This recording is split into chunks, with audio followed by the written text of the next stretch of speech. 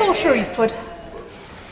Thank you, Madam Deputy Speaker. I just want to put two things on record here before I commence my remarks. So the Labour Party don't stand for election in Northern Ireland.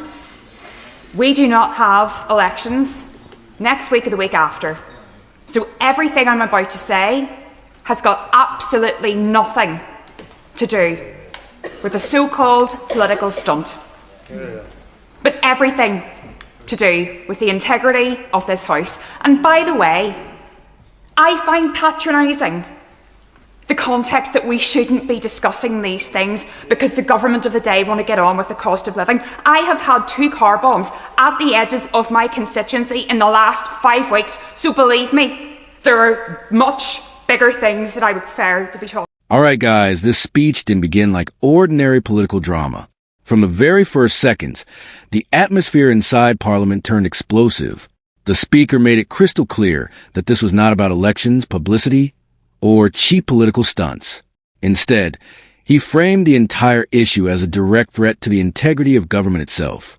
And then came the shocking moment. Mentioning 2 car bombs near his constituency within just 5 weeks. That statement instantly changed the tone of the room. Suddenly, this wasn't just politics anymore. It became a fierce warning about accountability, transparency, and trust in leadership. Talking about at this time. However, it is incumbent upon everybody in this House to make sure that everything we're doing is completely above board. Now, last week, I posed the question. I don't know why Mandelson was appointed.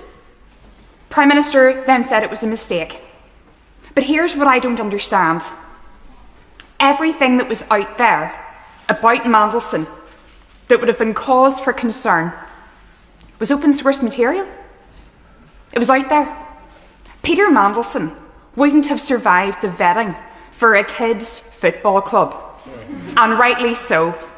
And yet we're expected to believe from those benches that it's nothing to see here, we're going to do some process here and there. It's a bit of a hoo-ha, as if there's been a bit of opprobrium around an appointment of a local Rotary club. But don't worry about that. It seems to be jobs for the boys going great guns over the road there. Instead of a meritocracy, it's a chumocracy. Now here's where things get even more intense.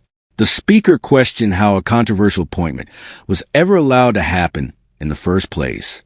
According to him, the concerns surrounding the individual were already public knowledge, available in open source material for anyone to see. And yet, despite all of that, the government acted as if nothing serious had happened. All right, guys, this is where frustration boiled over. He mocked the weak explanations being offered and accused those in power of protecting insiders instead of defending merit and honesty. What unfolded next sounded less like a routine debate and more like a brutal public indictment of the political establishment. And that is at the nub of this. We cannot get answers as to why this was done. So what I'm asking today, will the real Prime Minister please stand up? Please stand up. Is it the man who wanted to tread lightly on our lives?